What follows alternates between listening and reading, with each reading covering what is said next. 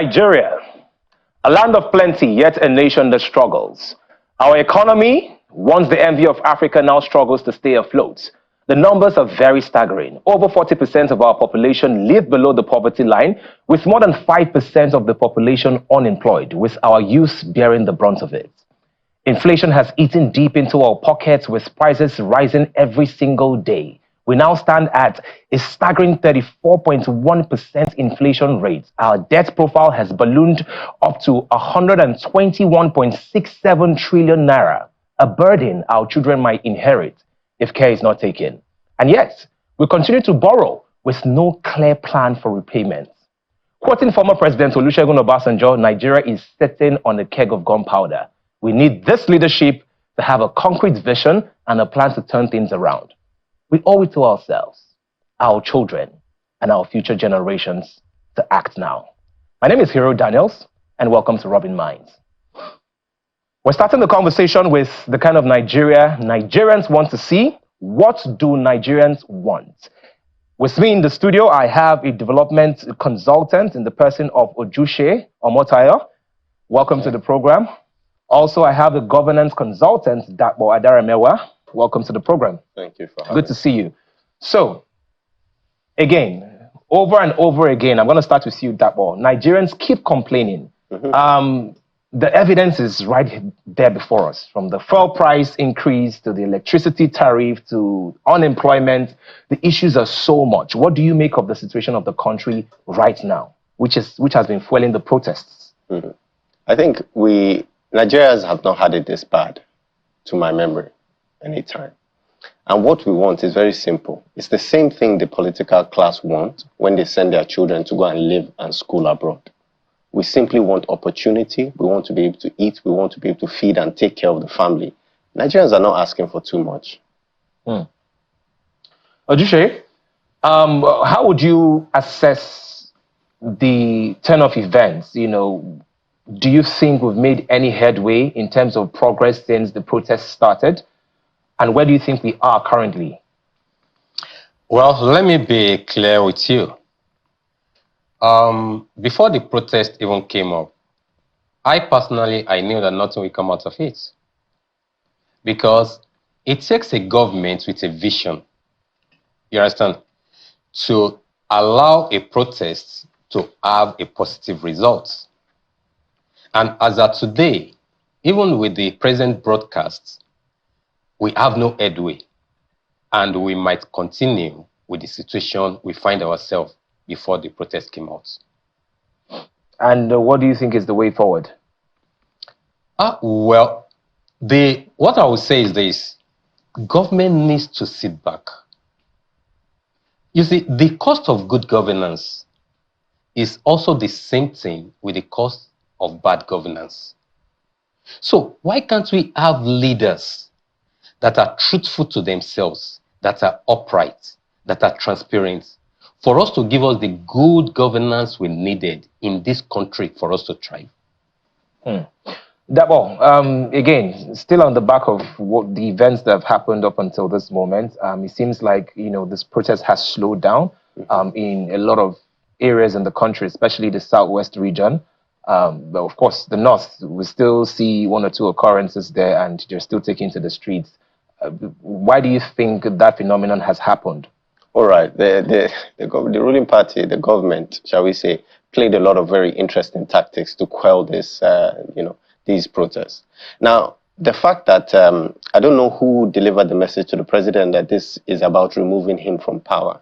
That's not true. Nigerians know he's our president. Whether we voted for him or not, he's our president. We have to deal with that until the next election cycle, right?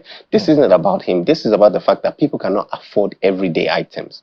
So the fact that there's a protest is not exceptional. It is the norm. The fact that they've managed to quell the protest to this point does not mean that the anger and the resentment that Nigerians feel is going away. Nigerians are dealing with far too much for them to bear. People are going to bed hungry. People are eating once a day, if they can eat at all. Do you understand? So that frustration will continue to build, except the government takes effective strategies to tackle it. The next protest might not even be one that has a start date. A lot of protests around the world are just the natural, shall we say, flare of people just getting frustrated. So except they do something fundamental to change things, this would not be the end of it. People will still feel that frustration, and it must come out some way. That's very profound. But again, some people have said that if you look at the nature of the protest in the north, that it seems that it's a bit different from the nature of the protests, the original protests, which is the end ban governance protest. You see Nigerians, some Nigerians flying a foreign flag. And of course, the military has also come out to say it's a treasonable offense. It's a treasonable offense. What do you make of those dynamics? So how do we now strike the balance? Because again, the conversation has been that a lot of well-meaning Nigerians that actually protested for what they should protest for had to back down because of it was getting into a lot of people were beginning to hijack it, and a lot of people were beginning to sort of push other agenda. So I suppose so that things don't get mixed up, that was the reason why they sort of mellowed down. So what do you really make of the different nature of the protest happening in the north? I think it's very natural within a protest for there to be oddities. You cannot gather 20 people in a room and have all of them be reasonable people, right? Anybody that thinks that flying the flag of another country is some formal way of protesting our government is a fool and does not represent the interests of well-meaning Nigerians. We don't want foreign invasion in our country. A lot of Nigerians, like you said, just are trying to vent and say that we've had enough. Now, let us discuss these people that are flying the flags. I have watched the videos, and trust me, I guess that these people cannot identify the country that they are flying the flag of. They have no idea what they are doing. These are clearly very ignorant people who have been misled by whatever actors are misleading them to try and, stain, shall we say, the legitimate anger that Nigerians have. And again, let us not discuss these people as if they represent the majority of people. A few odd people in some northern states flying the wrong flags and acting like idiots or even vandalizing property is in no way representative of the general frustration that Nigerians feel. Those people are exceptions. And what are the factors that are contributing to that class of society feeling they don't have anything to shall we say, to gain from our society? They say there's this saying that, a society is in danger when it has too many people within its society who feel they have nothing to lose, right? Who are these uneducated, unengaged, people who are, shall we say, being led to violence, or shall we say, just arriving at that by their own conclusions? How did we get to that situation? Okay, so I'm going to pick a leaf from what you just said. You said uneducated. So it means that whatever label we give them also has to do with the fact that they are a product of a failed system. Because if they knew better, if they were more educated, perhaps they wouldn't approach things as they are approaching it. Statistics stands at 10.5 million children out of school not being educated, and that is a serious issue in this country. Ojushe, what do you make of our educational systems currently, and what is the implication of having so many people that are not enlightened and educated? Yeah, you say the statistics quoted, I want to believe that it is based on the conventional schooling. And that is why we have gotten to a stage where government needs to understand that education has gone beyond the conventional schooling. We have the vocational education. Not everybody have the opportunity of going to conventional school because we don't even have much to cater for all of them. Now, what are the government doing in terms of vocational education? Then in terms of innovation, then things are already changing in the world. Sometimes you may not even need to go to school. In your house, with access to internet, you can go schooling. What are the things that governments are doing to... Now, some of the things, even we ourselves, that you may need some facilities like internet and co. For some time now, the internet facility is bad. And yet these people, they are collecting, they are milking the internet, giving us bad services. So these are even some things that we can use for our education stuff. I was part of the people that developed the medium-term development plan. And in the area of tech education, yeah, I'm happy that some of them are being implemented now with NIDA sponsoring a lot of training for people. So what they need to do is they need to step up. Look at other area of education. Not everybody will go to university. You understand? Not there are some old people. We have older people education. Government need to step up on those things. Vocational education. There is a need for our people to go back. I remember when I was young, my mom, a primary school teacher, she took me to go and learn fashion designing. People were against her at that time. That was 1992. That how could a teacher? But that was the foundation that transformed my creative ability till today. Yes, I went to university, I had my master's, but I can boldly say that I'm not working with any of them. The certificates are in my wardrobe. I've been able to create job for myself, taking care of my family and other people. So government needs to rise up to the task. Look at other area of education. Yeah. You understand? And let us start building them up. And those that are already into it, give them additional support. All right. Let's talk about inflation, because as much as possible, we're trying to cover as many areas of the economy and sort of prefer solution. We'll talk about the problems and then we'll prefer solution. Inflation is at a 24-year all-time high. It has never been this bad.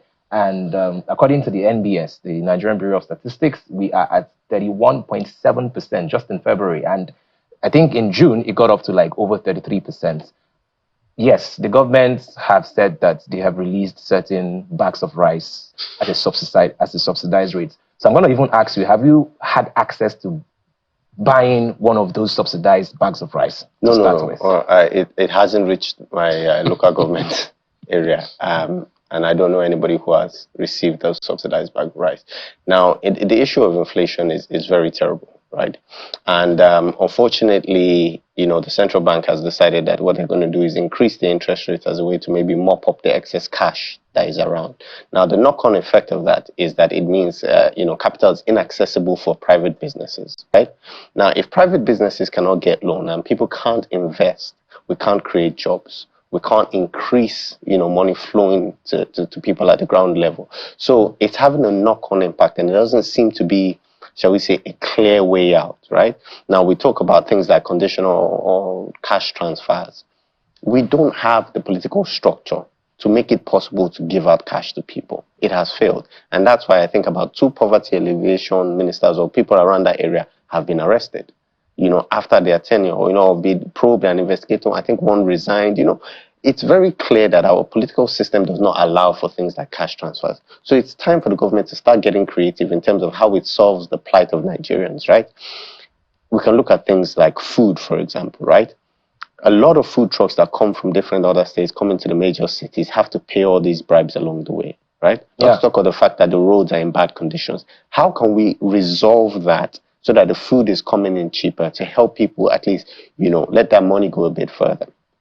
We have that. Now, there's so many other things that we can look at to make, to actually get things to people. Now, for example, we're talking about inflation. Everybody's always talking about food. But one thing we're not talking about is healthcare. The Nigeria of today, you cannot afford to get malaria carelessly. Do you understand? You must bind it before it comes close to you, because the cost of medication is so high. So what can the government do in that area? What kind of health insurance policies can they give to the people that would allow ordinary, well-meaning Nigerians, to access medical care? I know political candidates who are actually giving out, shall we say, free health insurance to people. So why can't the government itself take up that and at least allow people to, in a way, subsidize that, shall we say? Yeah, it's a good thing that you mentioned health, and you came from the angle of the high price of drugs now. I want to take it from the angle of how a lot of health professionals are leaving the country as a result of they're looking for like greener pastures. Statistics have it that we only have, I think, about 4 doctors attending to 10,000 Nigerians. So that means if you have an emergency, before you're able to even see a doctor, you might have to skip over 9,000 people, hypothetically speaking. What do you, Adjoshe, what do you make of our health sector currently, and what do you think we can do better?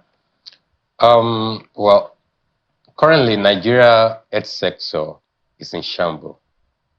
You see, I'm not talking based on what I was told. I'm talking of personal experience.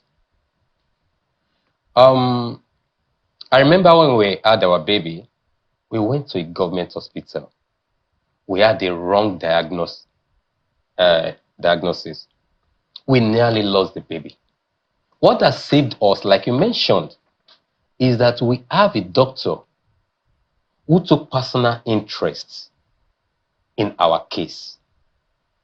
Now, imagine if we don't have, we would have lost such a person. Along the line, we also discovered that there are a lot of health workers, they need retraining. Aside from the fact that their welfare is not being taken care of. Because imagine a doctor is attending to about 10,000 patients. He's also a human being. There will be fatigue. In a day, I have to attend to about 500 people. I cannot give them a right diagnosis. You understand? And people are losing every time. And there is another issue that I would like to raise. This issue of emergency treatments. Yeah. Of recent, we have lost so many people. They take you to the hospital. Doctor will tell you we cannot treat you until when we get police reports. Yeah. And this is human being, for Christ's sake. Like you, even if you feel that you don't have anything about them, look at the investment, you that you want to treat them. Look at the investment in you. Will you be happy that you lose your life at that point? Yeah. Now talk of the person that was brought to you, if not because of any other thing, but the investment on this person to this stage, who is from a family. Yeah. Let us treat you first. Yeah. Then we inform the police.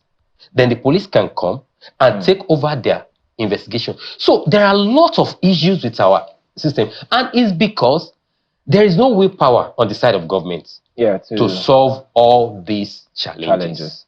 Okay, we barely have 2 minutes left to wrap up this segment, so I just really want us to attack two issues, kill two issues with one stone, if I would say. So first, the issue of multinationals leaving the country and what the private sector can do to try and rescue this economy. Also, how governments can really be effective in terms of tackling corruption. We have limited time. That more. All right. So multinationals leaving the country. Firstly, create a business environment in which people want to stay.